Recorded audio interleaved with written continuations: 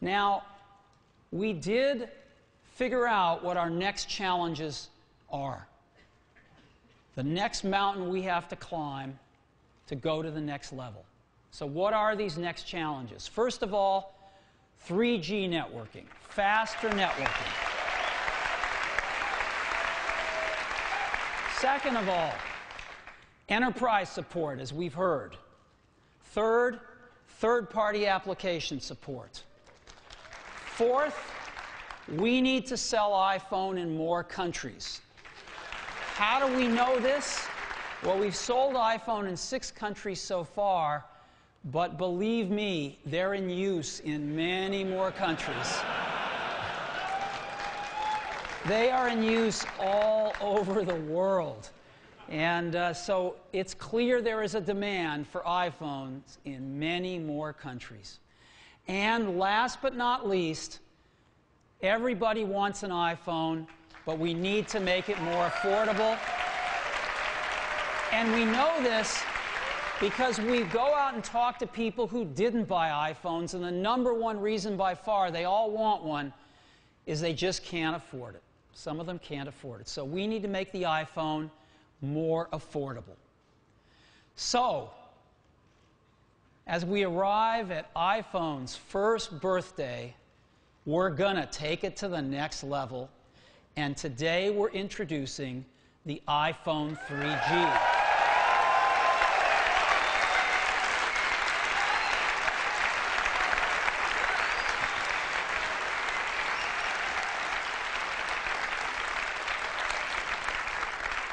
We've learned so much with the first iPhone. We've taken everything we've learned and more, and we've created the iPhone 3G. And it's beautiful. This is what it looks like. It's even thinner at the edges. It's really beautiful. It's got a full plastic back. It's really nice. Solid metal buttons.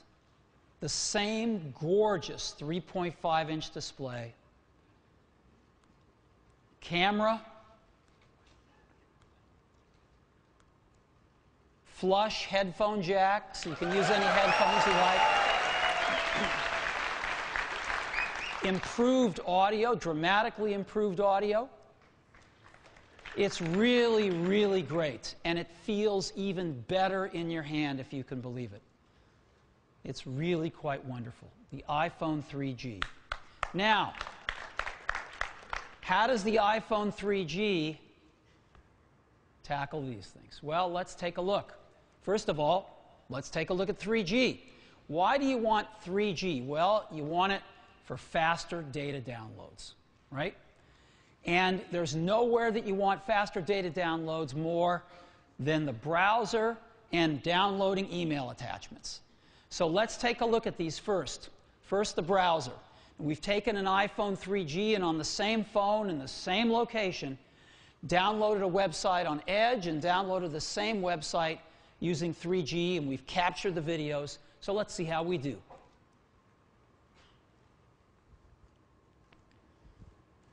We're off to the races here.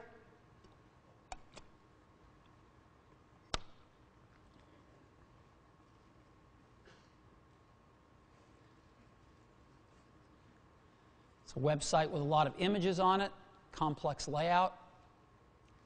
21 seconds on 3G.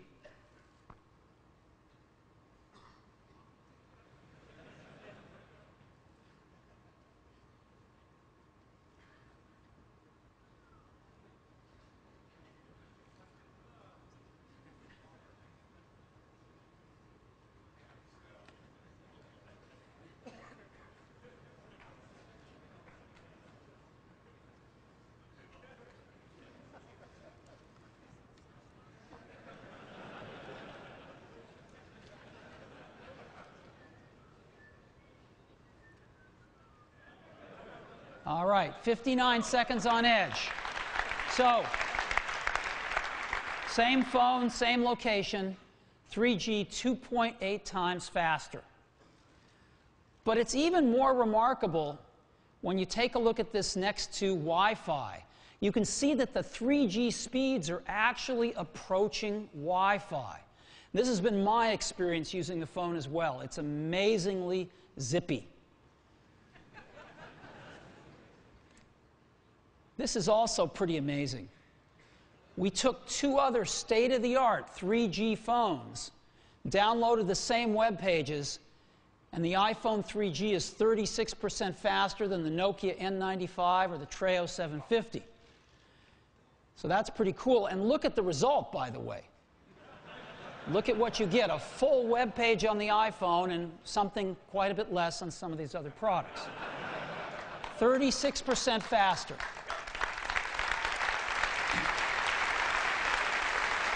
So,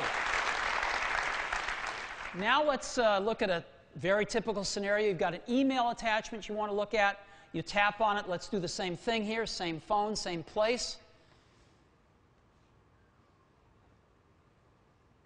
The 3G version downloads in 5 seconds.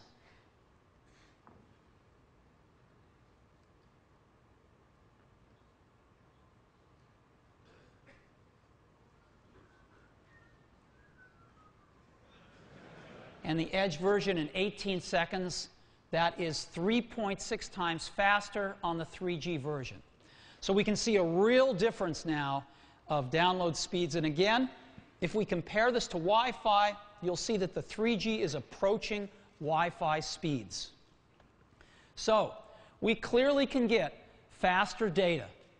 One of the things we're also really proud of, though, is we're doing this with great battery life.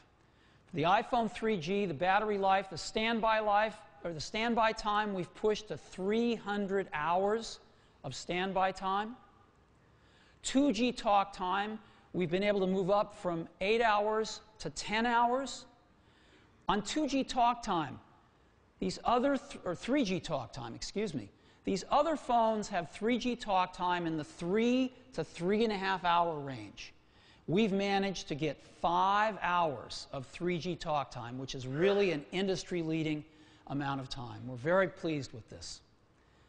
Browsing, 5 to 6 hours of high-speed browsing. Video, 7 hours. And audio, we've managed to get 24 hours of audio. So, great performance, great battery life. Now, one other thing that benefits from fast data, of course, is GPS. And we've built that into the new iPhone 3G as well. So, as you know, location services is going to be a really big deal on the iPhone with the iPhone 2.0 software. You saw a bit of that here today. It's going to explode. And, of course, we get data from cell towers, location data. We get location data from Wi-Fi, and now we also get it from GPS. And using the GPS data, we can actually do tracking. So as an example here, we're going to drive down. We recorded this on Lombard Street. Lombard Street's a fun street in San Francisco that zigs and zags. And here we are driving down Lombard Street, and we can actually track as we move using GPS. So it's kind of fun.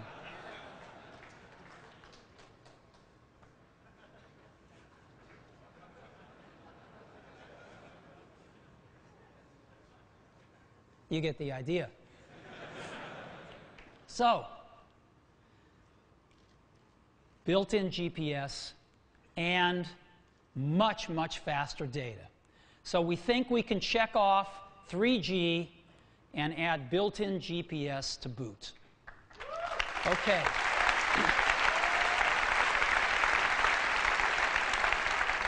Next, on to enterprise support. As we explained earlier, full Microsoft Exchange support using ActiveSync built into iPhone 2.0 software. All of the secure VPN and the other security standards, everything everybody's asked for built in, and we've gotten tremendous feedback from enterprise users that we are on exactly the right track, and we know we can now check off enterprise support. Third-party applications, the SDK, the great tools, you saw the great apps, and we've got the best way to distribute them in the world. We think we can check off third-party application support.